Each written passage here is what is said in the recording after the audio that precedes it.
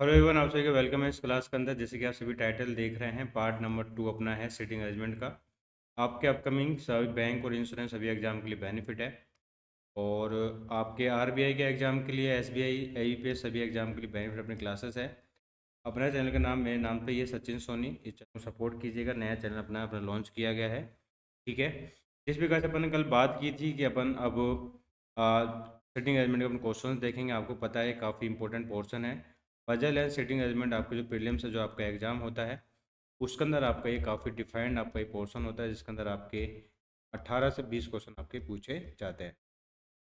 उसमें अपन बात करें कि मैंने आपको स्टार्ट किया था लीनियर अरेंजमेंट के बारे में। तो यहाँ पे मैंने आपको बता रखा था कल कि एक इस प्रकार से आपका ये होता है, सिंगल रो के अंदर आपको दे दिया जाता है। ठीक है। और उन सभी में क्या होता है, सभी का फेस एक ही डायरेक्शन में होता है। आपका सभी का फेस एक ही डायरेक्शन में होता है। या तो सभी का फेस नॉर्थ की तरफ होगा, याद रखना, या तो सभी का फेस नॉर्थ की तरफ होगा, या फिर सभी का फेस साउथ की तरफ होगा। ठीक है, इस चीज़ का आपको याद रखना है। रेखिक रेखिक जो आपकी है लीनियर के अंदर, ठीक है ना। और आपको पता है कि साउथ की तरफ फेस होगा तो ये आपका लेफ्ट हैंड साइड होगा, ये आपका राइट हैंड साइड होगा। अगर आपका नॉर्थ की तरफ फेस है तो ये आपका राइट हैंड साइड है, ये आपका लेफ्ट हैंड साइड है। ये मैंने आपको कल वाली क्लास के अंदर डिफाइन कर दिया था, ठीक है ना। इसी के अंदर आपका जो टाइप 2 होता है, जो इसके अंदर क्या होता है कि लीनियर तो होता है, लेकिन इसमें क्या होता है, किसी का फेस नॉर्थ की तरफ होता है, किसी का फेस साउथ की तरफ होता है, या कंटिन्यू नॉर्थ की तरफ हो सकता है, कंटिन्यू साउथ की तरफ होता है। ठीक है। In this type of linear arrangement logical reasoning questions will be arrange single row and they will face the two different directions के रूप ये होते हैं। ठीक है। अगर अपन टाइप नंबर 3 के बारे में बात करें तो ये आपका डुअल रो होती है। इस प्रकार से आपकी ये रो होती है, आमने सामने आपके पर्सन बैठे रहते हैं। ऊपर वाली जो रो होती है उसका फेस साउथ, नॉर्थ साउथ की तरफ होता है, नीचे वाली का आपका नॉर्थ की तरफ होता है, तभी आपके आमने सामने ये बैठ पाते हैं। ठीक है। अपन कुछ क्वेश्चन से स्टार्ट करते हैं, किस प्रकार से इसके अप्रोच होने चाहिए, किस प्रकार से इसके अंदर आपको सोल्व करना चाहिए, वो अपन देखते हैं। ठीक है ना। पहला क्वेश्चन आपके एग्जाम के अंदर आया हुआ है, प्रीलिम्स लेवल का क्वेश्चन अपन स्टार्ट कर रहे हैं। तो इसमें क्या दे रखा है, P Q R S two आपके एक स्ट्रेट रो में बैठे हुए हैं, सभी का फेस नॉर्थ की तरफ है। तो याद रखना, 6% आपके बैठे हुए हैं, 2, 4 और 5 आपके हैं ये P Q R S T. तो 5% आपके दे रखे हैं। तो इस प्रकार से आप रो बना सकते हैं, 1, 2 तो ये हो गया आपका, 3, 4 और 5। कई पर्सन क्या करते हैं, इस प्रकार से भी करते हैं इसको, जैसे कि 1, 2, 3, 4, 5, इस प्रकार से भी आप कर सकते हैं। सभी का फेस नॉर्थ की तरफ है। आपको पता है अगर नॉर्थ की तरफ आपका फेस है तो ये आपका राइट हैंड साइड होगा, या आपका लेफ्ट हैंड साइड होगा। इस चीज़ को आपको याद रखना है, ठीक है ना। अब जो कंडीशन बोलता जा रहा है उसको अपन ड्रॉ करते चले जाएंगे, कुछ नहीं करना, ठीक है ना। अब क्या बोल रहा है, पी एस के ठीक बाय है किंतु टी के निकटतम नहीं है। क्या बोला, P seat immediate left of S, यानी कि पी एस के इमीडिएट लेफ्ट में, यानी कि ये दो पैर आपका एक साथ आएगा। इस चीज़ का आपको याद रखना है, ठीक है ना। But not immediate to T, याद रखना, जो बट होता है आपका, बट एंड, ये जो आपको डिफाइन करता है, किसको डिफाइन करता है, बट फर्स्ट वाले को डिफाइन कर रहा है, याद रखना। बट किंतु परंतु ये सभी आपके पहले वाले को डिफाइन करेगा, यानी कि पी को। अगर यहाँ पे वो होता आपका, या फिर विच होता, ठीक है, या फिर वूम होता, ये आपका इसको डिफाइन करता है जो इस वर्ड से पहले आते। सपोज करते हैं अगर इस लाइन की जगह ये होता, बट के जगह ये होता आपका वू, तो P seat immediate left of S U, यानी कि वो आपका एस के बारे में बात करता, ना कि पी के बारे में। ये चीज़ें आपको साथ के साथ जो अपन करते जाएंगे, चीज़ें आपको समझ में आ जाएगी, ठीक है ना। आपको तो ये याद रखना है, किंतु परंतु और एंड बट, ये सभी आपके इससे पहले वाले के जो दूर वाला है उसके बारे में आपका ही बोल रहा है। यानी क्या बोल रहा है, पी एस के ठीक बाय बैठा हुआ है किंतु टी के निकटतम नहीं बैठा हुआ, यानी कि पी के बारे में बात कर रहा है, पी जो है आपका टी के पास नहीं आएगा। इस चीज़ को आपको याद रखना है। यहाँ पे अपन क्रॉस कर लेते हैं, ठीक है ना। क्यू आर के बाद बैठा है जो आखिरी में बाएं सिरे पे है, ठीक है, बोल रहा है Q is sitting the next to R. Q जो आपके आर के नेक्स्ट में बैठा हुआ है, क्यू, और आर, आर वो sit on the entrance left of corner. क्या बोल दिया, अब देखिए ये वो वाली लाइन आ गई आपको, जो मैं आपको बताना चाह रहा था। तो ये वो जो आपका होता है, वो विच, ये इसके जो नज़दीक होता है उसके बारे में बात करता है, ना कि दूर के बारे में, ठीक है। अगर दूर के बारे में बात करेगा तो बट, किंतु, परंतु, इन चीज़ों के बारे में आपका एंड के बारे में बात करेगा, ठीक है ना। तो क्या बोला है, Q sit next to the R, वो sit on the entrance left corner. तो लेफ्ट कॉर्नर में बैठने के लिए बोल दिया, किसके बारे में, आर के बारे में, ठीक है। अगर आपका आर लेफ्ट कॉर्नर पे बैठा हुआ है तो इसका मतलब ये है कि आर आपका यहाँ बैठेगा, ठीक है, आर आपका यहाँ बैठेगा। और क्यू के बारे में क्या बोला, क्यू आर के बाद में बैठा हुआ है, तो क्यू आपका यहाँ पे आ जाएगा इधर ही, ठीक है, क्यू आपका यहाँ पे हो गया।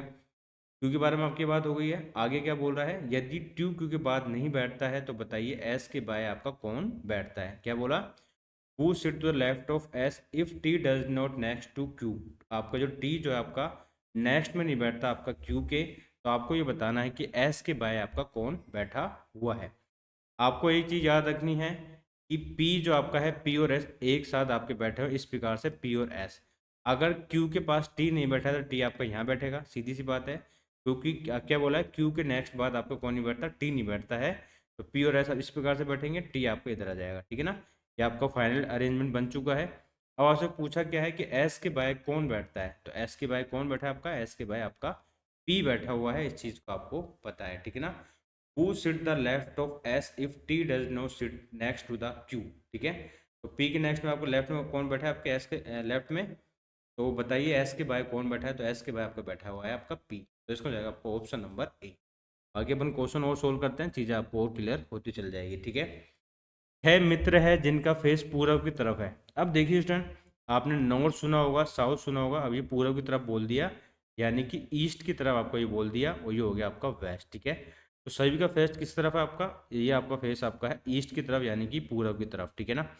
अगर पूरब की तरफ फेस है तो इस प्रकार से आपकी एक रो है, ऐसे इस प्रकार से आपकी एक रो है, इनका फेस इस प्रकार से आपको ये दे रखा है, तीन तो ये हो गए, चार, पाँच और ये छः, इस प्रकार से आपकी कंडीशन आपकी बन रही है, ठीक है। एक, दो, तीन, चार और ये पाँच और ये हो गया आपका छः, ठीक है। इस प्रकार से इनका फेस है आपका, ऐसे ऐसे फेस है इनका, ठीक है ना, इस प्रकार से आपका ये फेस है। अब क्या बोल रहा है इसके अंदर आपका, सी बिल्कुल ए के, ए और ई है, मैंने सी बिल्कुल निकटतम निकटतम है आपका ए और ई के। क्या बोला है आपका, C addition to the A and E, C जो आपका ए और ई के निकटतम है, इस प्रकार से अभी कंडीशन बन रही है आपकी, ठीक है। तो थोड़ा ऊपर ऊपर नीचे कर लेते हैं अपन, यानी कि जो सी आएगा आपका, या तो ए आपका ऊपर होगा या फिर इस प्रकार से आपकी कंडीशन बन रही है दो, ठीक है, या तो ई ऊपर होगा या फिर ए नीचे होगा, इस प्रकार से आपकी कंडीशन बन रही है, ठीक है। बी ई के निकटतम दाएं है, क्या बोला, बी जो आपका ई के निकटतम दाएं है। अब याद रखना है स्टूडेंट, अब आपका जो लेफ्ट हैंड साइड है ऊपर की तरफ हो गया, और राइट हैंड साइड आपका नीचे की तरफ होगा, ये चीज़ को आप समझ गए होंगे, ठीक है ना। तो क्या बोला, बी ई के निकटतम दाएं है, तो बी आपका इधर आ जाएगा। अब इस वाली कंडीशन में क्या आपका बी ई के निकटतम दाएं आ सकता है, क्या आपका नहीं आ सकता, क्यों, तो बी ई के निकटतम दाएं इसलिए नहीं आ सकता, यहाँ ऑलरेडी आपका पहले से ही सी दे रखा है, ठीक है। तो ये वाली जो कंडीशन है आपकी, ये आपकी गलत हो जाएगी, यानी कि रॉन्ग हो जाएगी, एलिमिनेशन चल जाएगी आपकी, ठीक है ना। बी के निकटतम दाएं है लेकिन डी के बाई ओर है, क्या, बी के बारे में क्या बोला, बी ई के निकटतम दाएं है लेकिन, मैंने आपको बोला ना, लेकिन, किंतु, परंतु, बट, ये आपका हमेशा इससे दूर वाले के बारे में बात करेगा, यानी कि बी के बारे में, ठीक है। तो B is just to the right of E but left of D, but left of D यानी कि डी आपका यहाँ पे आ जाएगा। अगर बट की जगह आपका वो होता ना, तो ये वो आपका ई के बारे में बात कर रहा होता, ना कि बी के बारे में। इस चीज़ को आपको याद रखना है, बाकी चीज़ें आपको समझ में आ जाएगी, ठीक है। तो ये आपके कितने हो गए, एक, दो, तीन, चार, पाँच हो गए आपके। एफ दाएं छोर पर नहीं है, तो आपको पता है दाया छोर कौन सा, आपका दाया छोर आपका नीचे वाला है, याद रखना, दाया छोर आपका नीचे वाला है, लेफ्ट छोर आपका ऊपर वाला है, यानी कि जो आपका एफ है, एफ आपका नीचे नहीं आएगा, एफ आपका ऊपर की तरफ जाएगा, इस तरफ, ठीक है ना। अब क्या बोल रहा है कि ए के बाई ओर कौन है, ए के बाई ओर कौन है, ए के बाई ओर अपना कौन है, ए के बाई ओर अपना है एफ, ठीक है। ए के बाई अपना कौन हो गया, एफ हो गया, तो इसका हो जाएगा आपका ऑप्शन नंबर डी, क्योंकि आपको पता है लेफ्ट हैंड साइड अपनी कौन सी होगी, ऊपर की तरफ होगी, और राइट हैंड साइड आपकी नीचे की तरफ होगी, इस चीज़ को आपको याद रखना है, ठीक है ना। चलिए नेक्स्ट क्वेश्चन की तरफ मूव करते हैं। आपको 6 दोस्त दे रखे हैं, उन सभी का मुंह उत्तर की तरफ है, ठीक है ना। 6 friends JMNOST are sitting on a bench facing towards the north but not necessary in the same order. इसका मतलब ये नहीं है कि ऐसे ही ऐसे बैठे हुए हैं नॉर्थ की तरफ फेस करके, आपको अरेंज करना पड़ेगा, हम कंडीशन बताएंगे, इसको हिसाब से आपको अरेंज करना पड़ेगा, ठीक है। क्या बोल रहा है, only 2 person are sitting between the M और एन। एक कंडीशन ये है स्टूडेंट, आप 6 रो बना लिए इस प्रकार से, ऐसे एक, दो, तीन, चार, तो ये हो गया आपको पाँच और छः, एक कंडीशन ये है आपकी। दो कंडीशन इस प्रकार से आप डिफाइन कर सकते हैं, दो तो ये हो गया आपका 3 4 5 और ये 6, ठीक है। सभी का फेस नोट की तरफ आपको पता है, सभी को राइट हैंड साइड आपका ये होगा, लेफ्ट हैंड साइड आपका ये होगा। इस चीज़ को आपको माइंड में रखना है, ठीक है ना। अब आपको जैसे बोलते जा रहा है वैसे वैसे आपको कंडीशन नोट डाउन करती जानी है, इनको इसके अंदर पुट कर सकते हैं। क्या बोल रहा है, एम और एन के बीच में आपके दो पर्सन आपके बैठे हुए हैं, एम और एन के बीच में, तो कंडीशन क्या बन सकती है, इस प्रकार से हो सकता है भाई एन इसके राइट हैंड साइड में हो एम के, या फिर ऐसे भी हो सकता है कि भाई दो कंडीशन आपकी इस प्रकार से आपकी बन रही है, क्योंकि एम और एन के बीच में आपके दो पर्सन बैठे हुए हैं। क्या बोल रहा है, only 2 person sitting between the M और एन, ठीक है। Only 3 person are sitting between O और एन, क्या बोला, ओ और एन के बीच में आपके कितने पर्सन बैठे हुए हैं, आपके 3 पर्सन आपके बैठे हैं ओ और एन के बीच में। मेरी एक बात सुनिए स्टूडेंट, कि इसके अंदर आपको उस चीज़ का आपको याद रखना है कि किस लाइन से कौन सी की लाइन होती है, यहाँ से आपको इसको उठा सकते हैं, ठीक है ना। क्वेश्चन को पिक करने का तरीका ये है कि आपको वो वाली लाइन पिक करनी पड़ेगी जिसको अपन क्वेश्चन को स्टार्ट कर सकते हैं, नहीं तो ऐसी कंडीशन काफ़ी बन जाएगी। तो देखिए इसने एक लाइन दे रखी है डिफाइंड वाली, क्या, O sit at any of the two extreme position, क्या ओ किसी भी एक सिरे पे बैठा है, इस चीज़ को आपको याद रखना है। तो या तो ओ आपका इधर बैठ सकता है या फिर ओ आपका इधर बैठ सकता है, दो कंडीशन अपन ने ले ली है, ठीक है। ओ के बारे में एक बात इसने बोली है, क्या, कि only 3 person are sitting between the O और एन के बीच में आपके 3 पर्सन बैठे हैं, आपको पता है। तो यहाँ से अपन देखें 1 2 3, तो एन आपका यहाँ पे हो जाएगा, इसके हिसाब से 1 2 3, तो एन आपका यहाँ पे हो जाएगा, ठीक है। और आपको पता है एम और एन के बीच में कितने पर्सन बैठे हैं, 2 पर्सन आपके बैठे हैं, तो इसके हिसाब से एम आपका इधर आ जाएगा, क्योंकि इधर तो जगह ही नहीं है इधर तो, ठीक है ना। इसके हिसाब से एम आपका इधर आ जाएगा, इस चीज़ को आपको याद रखना है, ठीक है ना। कोई डाउट नहीं होना चाहिए आपको, कोई डाउट हो तो कमेंट सेक्शन पूछ सकते हैं आप, ठीक है ना। एस और टी के बीच में केवल दो लोग बैठे हैं, ठीक है, एस और टी के बीच में दो लोग बैठे हैं। जे टी का निकटतम पड़ोसी है, जे जो आपका है टी का निकटतम पड़ोसी है, ठीक है। और जो कि एम के बाएं ओर है या कि एन के दाएं ओर किसी भी सीट पे नहीं बैठता है, क्या बोल दिया इसने अपना। देखिए student, only 2 people are sitting between the S और टी। अब देखिए एस और टी के बीच में आपके 2 पर्सन बैठे हैं, एस और टी के बीच में आप कितने पर्सन बैठे हैं, आपके 2 पर्सन आपके ये बैठे हैं। एक बार मैं इस लाइन को इरेज कर देता हूँ, क्योंकि आपके लेफ्ट एंड राइट वाला कन्फ्यूजन आपके ना हो जाए, इस चीज़ के लिए, ठीक है ना। अब देखिए स्टूडेंट, एस और टी के बीच में कितने पर्सन बैठे हैं, आपके 2 पर्सन आपके बैठे हुए हैं, ठीक है।